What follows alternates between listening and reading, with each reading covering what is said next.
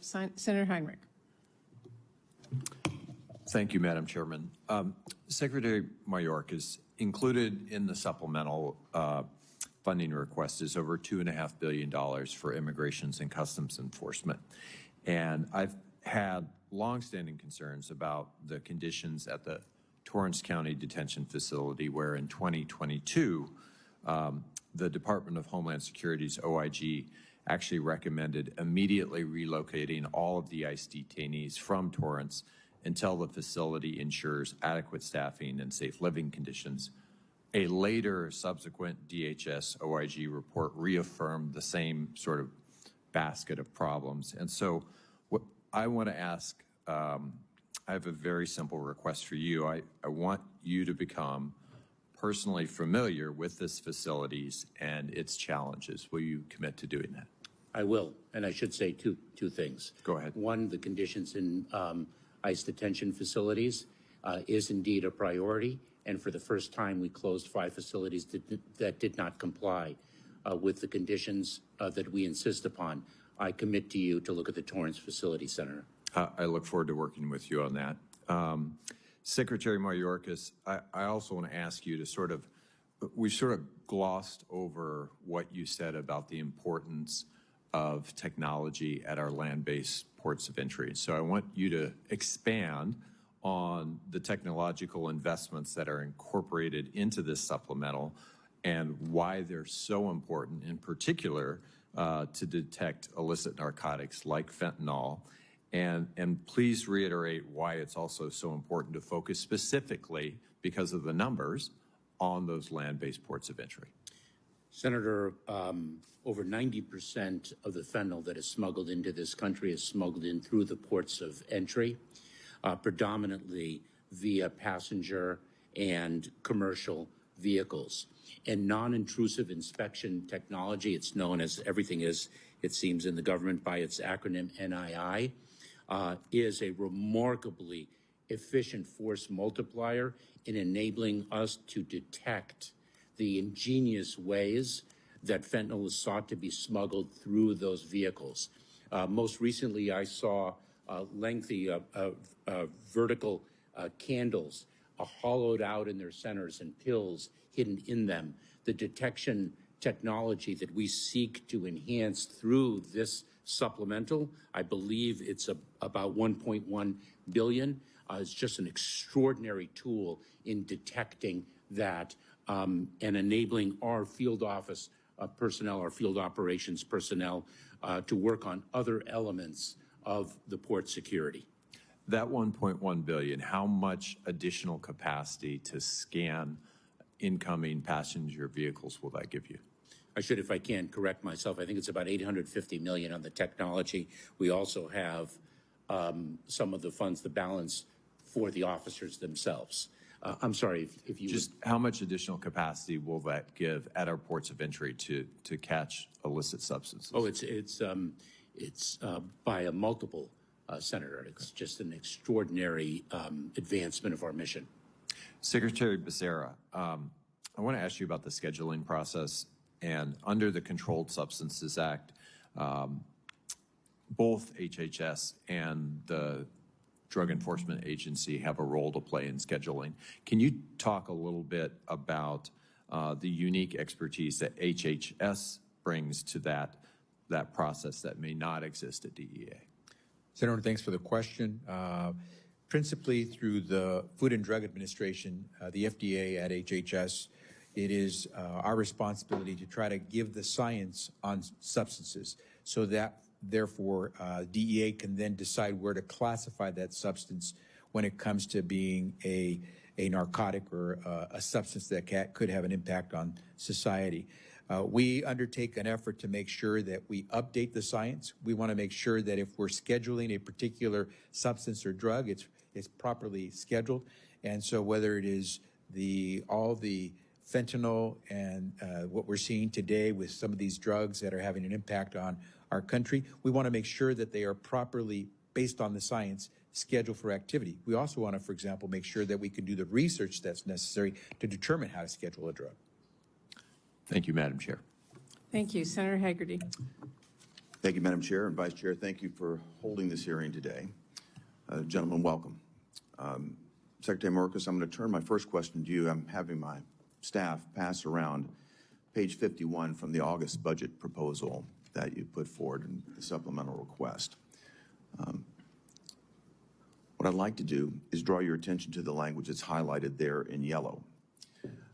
This is a breathtaking proposal that basically requests the authority for DHS to reprogram any amounts, all existing past, present, and future amounts of ICE funding, the ability to redirect that funding in its entirety, if that were your decision, to non-law enforcement activities. There's a litany of them listed there, including to non-governmental organizations.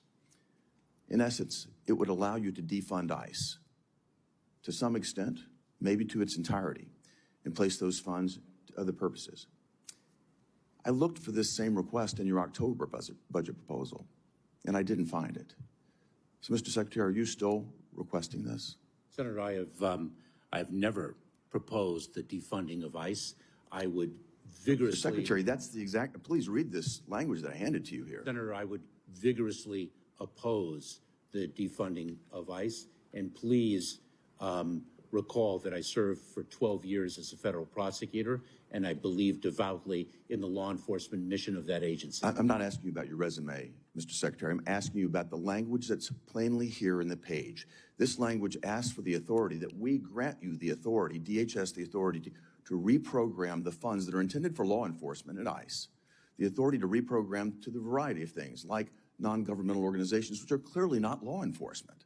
I mean, are you denying this would allow you the ability to reprogram even $1? Let me be clear, Senator, because it's I would want to read this carefully and in the context. Well, I would hope you would have read it, because you're talking about an $8 billion budget here, and you're here to defend this budget right now. Senator, let me be clear that there are different types of detention that work for different individuals to ensure their appearance in the immigration enforcement proceedings in which we place them. For example, there are individuals who pose a threat to public safety that need to be detained in a full custodial setting. There are individuals who do not pose a public safety threat, as to whom we have some level of assurance of their continued appearance in enforcement proceedings, and therefore we place them on alternatives to detention.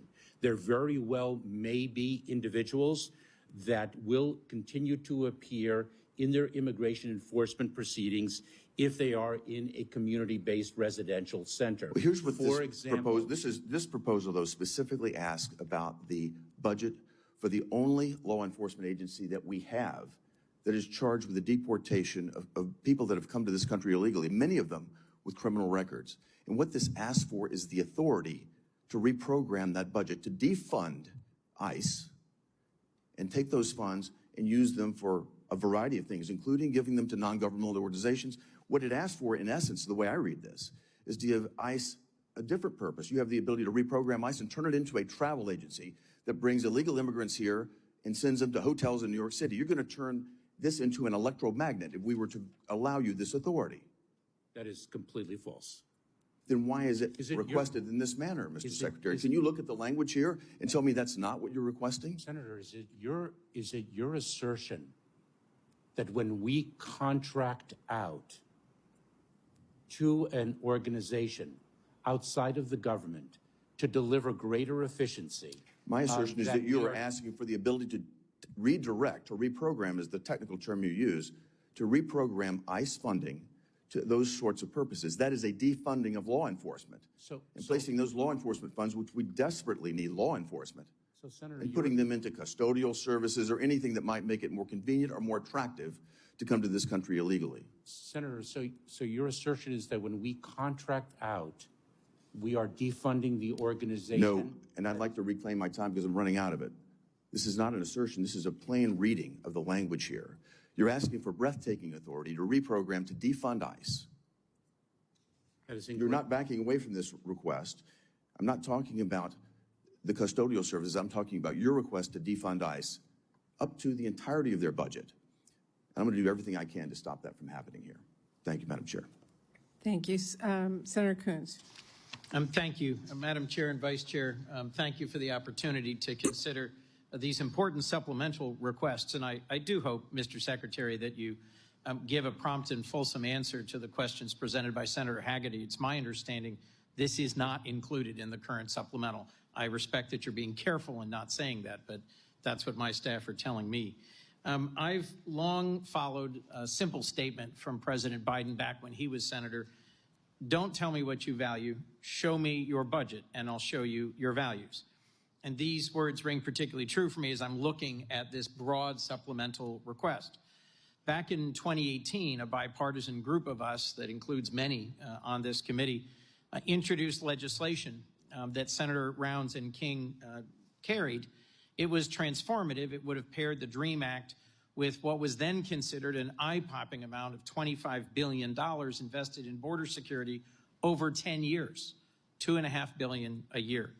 This supplemental requests $13.6 billion additional for securing our border and for dealing with our broken immigration system for 1 year. It is a dramatic investment. Money matters.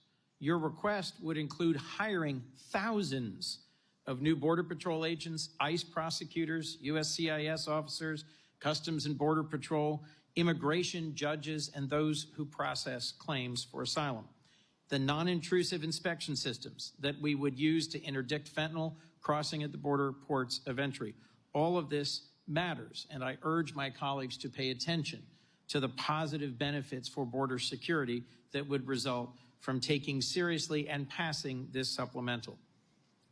Mr. Secretary, DHS has requested authorization for a policy change in this supplemental as well, a change to allow electronic service of notices to appear. Could you help explain briefly what that would mean to be able to provide electronic service of process and why it would help DHS enforce the law? Senator, thank you. The electronic issuance of notice to appear gains tremendous efficiency. We're using technology to be able to provide a critical immigration enforcement document to an individual whose address we have confirmed, and therefore we do not need to send an officer to that location to provide that same service. Those of us who've been involved in law enforcement or who are attorneys understand that individual service of process by hand, by paper, is far less efficient than this authority that you are requesting in the supplemental. Using technology to ensure you're able to charge everyone apprehended by Border Patrol while also helping migrants better understand and access and receive vital case management information is exactly the sort of pragmatic compromise to strengthen our security that we should adopt on a bipartisan basis. Some of my colleagues, Mr. Secretary, have urged that we adopt again the Remain in Mexico program, not just reinstate it, but expand it to include every apprehended migrant who cannot be detained. Based on your experience with the program and your reasons for terminating it, rooted in administrative burdens and individual safety and diplomatic challenges, can you speak briefly to the practicalities of resuming that program? Senator, you correctly cited three failings of that proposal. Number one are the administrative burdens, given the need for due process. Two are the humanitarian considerations with respect to the conditions in which those individuals are placed during the pendency of the immigration enforcement proceeding. And three are the diplomatic challenges, because, of course, Mexico is a sovereign nation and would require its consent to that implementation. One of the criticisms I've heard directly from several of my colleagues on this committee today is that the president's border supplemental funding request is only about managing the border, not securing the border. Respectfully, I think that distinction is false, and I think this request includes significant investments in things like non-intrusive inspection at the border ports of entry that would improve securing our border. A significant amount of this funding would go to rapidly adjudicating claims for asylum. Can you explain how swift adjudication of claims is indeed a part and parcel of more effective border enforcement? Senator, when an individual's claim fails under the law and we effect their removal swiftly, that swift removal serves a significant deterrent effect. And with respect to the false assertion that this is just managing the border as opposed to securing the border, I would cite for a perfect example our request for additional funds for removal flights for individuals as to whom we have determined their claim is invalid, and we seek their prompt removal to their country of origin. That is an enforcement measure. Well, thank you. We have a lot of work ahead of us to negotiate and navigate the challenges of the supplemental requests. I'll conclude with 2 quick points. There are 14 senators, including many on this committee, co-leading an Afghan Adjustment Act. It is my hope that 2 years on, we will finally do right by those who served alongside us in Afghanistan. And I could not agree more with the chair's opening comment that we should not have an Israel-only supplemental jammed through in the next couple of weeks. We should consider all of the issues raised in today's hearing for supplemental funding. Thank you, Madam Chair. Thank you, Senator Rubio. Secretary Mayorkas, under our current laws, if I know I'm correct on this, if you endorse or you espouse terrorist views and you apply for a visa, that's denied. You're inadmissible, right? I believe that's the correct language. So what if you already have a visa, and then while in the U.S. with that visa, you espouse or support terrorist activity? Shouldn't that be an automatic cancellation of that visa?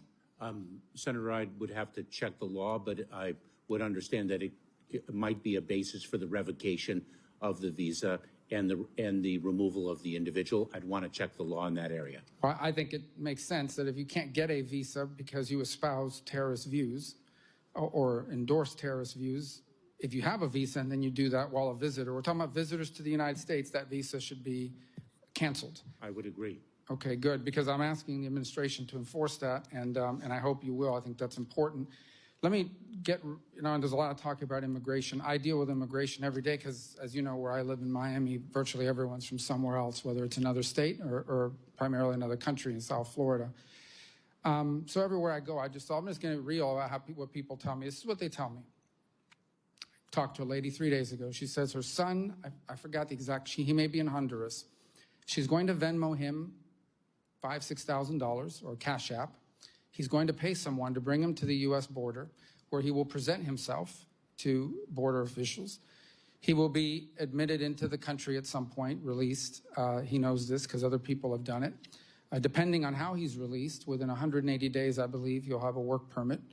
And at some point in the future, he'll have to show up for a hearing, maybe not get an immediate trial date, but he's basically within the next 8 weeks is going to be living in the United States. This is the pattern that they have established and that they understand. And once he's successful at doing that, he'll obviously tell people back home how he did it, and they'll do the same thing. Is that not, in essence, what is happening?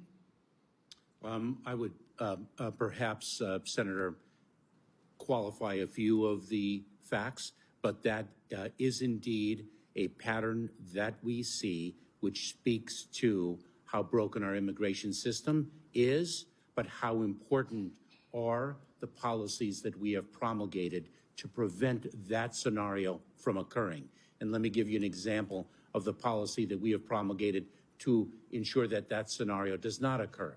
What we have done is we have promulgated a regulation that provides, it's called the circumvention of lawful pathways. Our model is to build safe, orderly, and lawful pathways to come to the United States and seek relief under our laws, and to deliver a consequence for those individuals who do not avail themselves of those lawful pathways, but instead follow the pattern that you have described. But as of right now, the pattern I've described is the prevalent one. That is one pattern, but the policy that we have promulgated, the model that we have architected, is in fact a significant defense against that in the context of a broken immigration system. And our policy is working, although it is under challenge in the courts. Our circumvention of lawful pathways regulation is being challenged in one court, and our lawful pathways are being challenged. And so we get hit from both sides, but the model is an optimal model that we are continuing to pursue during. I understand. I don't mean to cut you off. I got your point. I only have a minute left. I want to get to one more question. My point on that, though, is the perception is as important as the reality. The perception right now still is. I mean, this lady told me this on Monday, so this is, I'm not, I guess I, can tell you that's at least one person more that's coming. I want to talk, and Secretary Becerra, maybe this will involve you a little bit too, about a specific category, this refugee resettlement, Cubans, Haitians. But let me just focus on the Cuban one because I know that one well. So if you come from Cuba, you are presumed to be for fleeing political persecution. So you automatically are eligible for refugee cash. You're eligible for food stamps. You're eligible for Medicaid. Others who immigrate to this country have to wait 5 years for those and don't get the refugee cash. But within a year, depending if you're paroled, you can apply for a green card. And then you can travel back to Cuba as often as you want, multiple times. You can take cash. You can buy stuff with the food stamps. I've seen it. Okay, this is not, I didn't read this in a magazine. I've seen it. They use the food stamps, they fill up these bags, and they take it back to Cuba over there, or they just transfer cash back. Some people go back to Cuba for 3 months at a time. They've been here a year.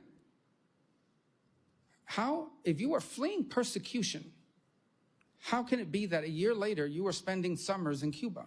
How can it be that less than a year later you're traveling back 6, 8 times a year to Cuba? I've never heard of people fleeing persecution going back to a place repeatedly. There's an issue here, is there not? Senator, you respectfully allow me to say that you've misdescribed the Cuban Adjustment Act and what happens when an individual from Cuba arrives in the United States, because we do indeed remove individuals to Cuba. So, assuming Cuba will accept them and they're ineligible for some reason, right? That is correct. But the overwhelming majority do not get removed. That is. Which is fine. I'm just saying, if once you, I'm not talking about the people that are here. Once you are here, you're assumed here because you're a refugee fleeing persecution, and you have a host of benefits at a minimum. If a year later you're here on a refugee, but you're going back to Cuba 6 times, shouldn't you at least lose the refugee status? Senator, let me follow up with your concern. The question being, if I understand it correctly, is if indeed an individual flees the country of origin by reason of fear of persecution, they obtain refugee status because specifically Cuban in this case. Okay. Because yes, because that fear has been affirmed, and they are now a refugee. Does their desire and actually travel to the country of origin militate against the legitimacy of their claim?